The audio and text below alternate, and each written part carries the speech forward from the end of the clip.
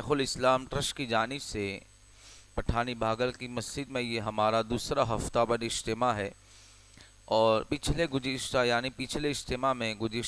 اجتماع میں ہم نے سجدہ سو کے مسائل بیان فرمائے۔ اب آئیے اور مزید مسائل سماعت فرماتے ہیں۔ اگر کسی رکعت میں ایک سجدہ بھول سے چھوٹ گیا، اس لیے کہ دو ہی سجدے، جیسے رکوع فرض ہے تو دو سجدے بھی فرض ہے، اس حوالے سے امام اہل سنت رضی اللہ تعالی عنہ نے فرمایا کہ یہ باجماع امت دونوں سجدے فرض ہے، اصلاً اس میں کسی عالم کا اختلاف نہیں ہے۔ تو دو سجدے چونکہ یہ فرض ہے، فرماتے ہیں بھول کر چھوٹ گیا تو جب یاد آئے کر لے، اگرچہ سلام پھیرنے کے بعد یاد آئے، اس لیے کہ اگر سلام پھیرنے کے بعد کوئی ایسا کام نہیں کیا کہ جس سے نماز پہ بینا ہو، تو حکم یہ ہے کہ آپ سجدہ کر لیں، اگرچہ سلام پھیر دی ہو، اور آخر میں سجدہ سہو کر کے نماز پوری کر لیں۔ سجدہ سہو اس کے لیے ہوگا اس میں کہ جس کی جہاں جگہ ہے اس کو اسی وقت میں ادا کیا جائے۔ اب چونکہ وہ محل چھوٹ گیا، محل مانی جگہ، تو اس لیے ہے کہ جب بھی یاد آئے کر لے چالو نماز میں، اور آخر میں سجدہ سہو کرے۔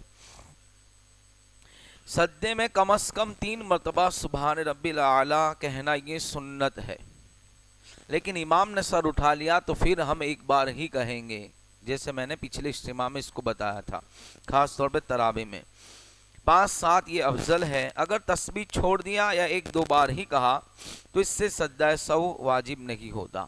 اگر آپ نے رکوع اور سجدے کی تسبیح کم کر دی جان بوجھ کر بھی، تو بھی سجدہ سہو واجب نہیں ہوتا، لیکن فرماتے قصداً اس کو چھوڑنا یہ خلاف سنت ہے، پڑھنی چاہیے، لیکن امام کے پیچھے تو نہیں، ابھی بھی اس کو یاد رکھے، پھر جو ایسا میں نے بتایا تو پھر امام کے پیچھے نہیں پڑھیں گے، امام نے سر اٹھا لیا ایک بار پڑھی آپ کھڑے ہو جائیں، وہاں آپ کا خلاف سنت نہیں ہوگا، یہ تنہا یعنی اکیلے نماز پڑھنے والے منفرد کے لیے۔ اسی طرح فرماتے ہیں کہ سجدے میں شک ہوا، یہ خاص سنیے گا، سجدے میں شک ہوا مطلب یہ کہ کسی کو نماز میں یہ شک ہو جائے کہ میں نے ایک سجدہ کیا یا 2، یہ کنفیوژن ہو گیا،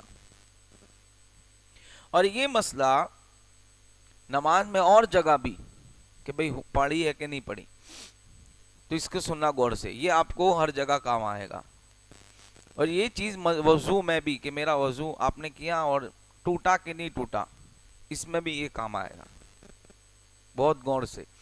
مان لو آپ نے عصر میں وضو کیا، ابھی 1 گھنٹہ رہتا ہے، 55 منٹ رہتا ہے عصر مغرب کے بیچ میں جو غیب ہے ٹھنڈی کے موسم میں، اب آدمی وضو سنبھالتا ہے، نہیں ٹوٹتا بہت سے لوگ کا، اب ایسا ہوا کہ اس میں بھی شک ہوا کہ ٹوٹا ہوگا کہ نہیں ٹوٹا، اب اس کو سنیے گا، یہ فرماتے ہیں شک ہوا تو کیا کریں، کہا جس طرف ظن غالب نہیں تو اسی حالت میں حکم یہ ہے کہ سجدہ کرے اور آخر میں سجدہ سہو کرے، یعنی گمان، آپ کا گمان جہاں ہے کہ بھئی نہ کریں تو پھر کریں، تو پھر دوبارہ کرنے کی ضرورت نہیں ہے، سجدہ سہو کی بھی ضرورت نہیں، آپ کو یہ ہے کہ کریں۔ اگر شک کی صورت میں جانب غالب گمان ہو تو اس پر عمل کرے، یعنی غالب گمان یہ کہ ایک سجدہ کیا ہے تو ایک اور کرے، غالب گمان یہ ہے کہ 2 سجدے کر لیے تو مزید سجدہ کی ضرورت نہیں، نماز پوری کرے،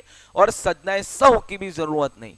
آپ کو یہ ہے کہ بھئی کریں تو پھر ہو گئے، پھر کریں تو آپ کا گمان ادھر ہے کہ نہیں کریں تو ہو گئے، آپ نے کہا وضو ہے تو ہو گیا، آپ نے کہا یعنی آپ کا گمان غالب جہاں ہے، اسی پر تو یہ ہے کہ اگر کوئی شخص کی 2 کمائیں حرام کی حلال کی، تو فرمایا مومن اچھا گمان کر کے یہ گمان کرے کہ یہ حلال سے کھلائے کھا لے، منع نہیں ہے، یہ بہت بڑا مسئلہ ہے ذمہ داری سے، اگر کسی کو یہ ہو تو بعد میں مجھ سے اس کے بارے میں پوچھ سکتا ہے۔ مومن کے گمان کو ہم کیا سمجھتے ہیں، مومن کے گمان کی بہت ویلیو ہے، اچھا گمان کرنا، اچھی سوچ رکھنا. تو کہتے ہیں اگر یہ ہے تو پھر سجدہ ہو گیا، سجدہ ہو گیا. اور اس میں وضو کا بھی یہی ہے کہ آپ کو ہے تو ہو گیا آپ کا وضو. جہاں کنفیوژن ہوا تو یہاں وہ چیز دیکھی جائے کہ آپ کا زیادہ گمان کس طرف ہے. تو فرماتے ہیں کہ اگر گمان غالب اس طرف ہے کہ ہو گیا تو ہو گیا، اور نہیں ہے تو پھر تو سجدہ بھی کرے، وہ آخر میں سجدہ سہو کرے. فرماتے ہیں کہ دونوں سجدوں کے درمیان سیدھا بیٹھنا، ایک تسبیح کی مقدار یہ بھی واجب ہے. ایک تسبیح کی مقدار یعنی ایک کیا اور دوسرا فٹافٹ نہیں کر سکتے، اطمینان سے بیٹھیں گے پھر دوسرا سجدہ کریں گے. جو لوگ اس طرح کی نماز پڑھتے ہیں تو ان کی نماز مکروہ تحریمی ہوتی ہے. ایسی نماز کا حکم ہے کہ وہ دوبارہ پڑھنا واجب ہے، واجب الاعادہ ہوگی نماز. تو جس کے دو سجدوں کے درمیان آپ بہت دیکھنا، نوٹس کرنا، اکثر لوگ یہ کرتے ہیں کہ ایک سجدہ کیا دوسرا فوراً کرتے ہیں، یہ منع ہے. اگر آپ سے بھول سے ہوا تو آخر میں سجدہ سہو کریں گے، اور جان بوجھ کر ہوا تو سجدہ سہو سے بھی کام چلے گا، نماز کو دوبارہ پڑھنا یہ واجب ہوگی. فرماتے ہیں اگر کسی کو نماز میں کسی واجب چھٹنے جانے کا شک ہوا، یعنی ایسا شک ہوا کہ میرے اوپر سجدہ سہو واجب ہے کہ نہیں، ایسا بھی شک ہوا، تو شک کی وجہ سے سجدہ سہو واجب نہیں ہوگا.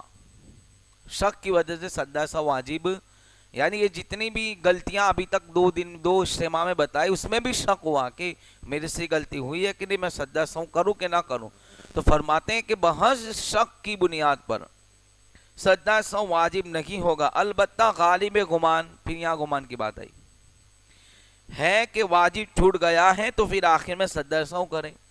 یعنی شک ہوا تو سجدہ سہو واجب نہیں ہوگا.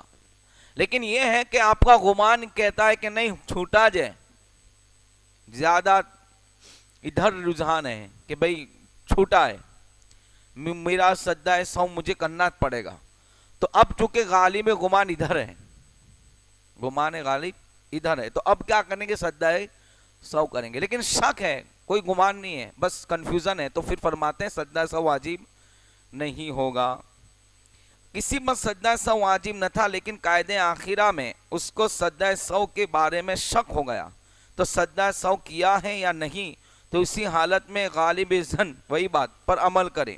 اگر گمان یہ ہے کہ سجدہ سہو کر لیا تو نماز پوری کریں اور سجدہ سہو کی ضرورت نہیں. اگر غالب گمان یہ ہے کہ سجدہ سہو نہیں کیا تو سجدہ سہو کرے. اگر کرنے نہ کرنے میں دونوں طرف رجحان برابر ہو تو اس صورت میں بھی سجدہ سہو کرے.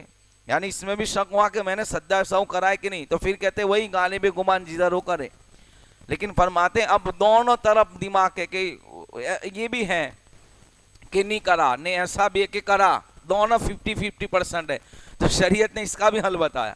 اس لیے کہ ہر کسی کا دماغ تھوڑی سیم ہوتا ہے، سوچ اور فکر لوگوں کی الگ ہوتی ہے، باپ کی الگ ہوتی ہے، بیٹے کی الگ ہوتی ہے. تو کہتے ہیں کہ اب یہ ہے کہ 50% کہ ہوا کہ نہیں ہوا، تو پھر فرماتے ایسی صورت میں سجدہ سہو کرے. فتاوی شامی میں اس کو لکھا، امام شامی لکھتا ہے کہ اس کو کرے، اس کو کیا کرے، سجدہ سہو کرے. یہ نماز کے واجبات اور سجدہ سہو کے مسائل بہت ضروری ہے. نماز کے مسئلے سیکھنا بہت ضروری، غسل کے مسئلے سیکھنا، وضو کے مسئلے. ہم ان چیزوں کو بہت لائٹ لیتے ہیں، چھوٹی سمجھتے ہیں، اگنور کرتے ہیں، لیکن یہ چیز بہت بڑی ہے. اس کے لیے کہ اس کا تعلق 5 ٹائم کی نماز سے ہے، اس کا تعلق ناپاکی سے ہے، اس کا تعلق مسجد میں آنے سے ہے، قرآن چھوڑنے سے ہے. تو یہ چیزیں بہت لائٹ نہ لو، اس کو جو ہے سیریس لے کے سیکھنے کی کوشش کرو. اب تو یوٹیوب کا زمانہ ہے، آپ سرچ ماریں گے کوئی بھی مسئلہ تو آپ کو مفتیان کرام کی لائن لگے گی. آپ سنیں ان کو، سننے عالم کو سنیں. یہ بات بھی یاد رکھنا، اس لیے کہ بدعقیدہ کی تقریر سننا ہمارے لیے حرام ہے. اس کو یاد رکھنا. کیوں کہا کہ تمہارا عقیدہ بھی چینج ہو سکتا ہے.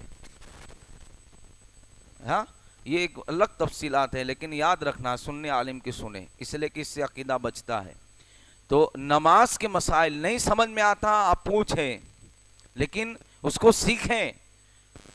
اور یہ بھی یاد رکھنا کہ آدمی یہ سوچے کہ بھائی اپنے تو دل سے پڑھتے ہیں، اللہ سب جانتا ہے. تو بھائی دل سے پڑھتے ہیں، اللہ سب جانتا ہے، تو پھر یہ شریعت کیا ہے؟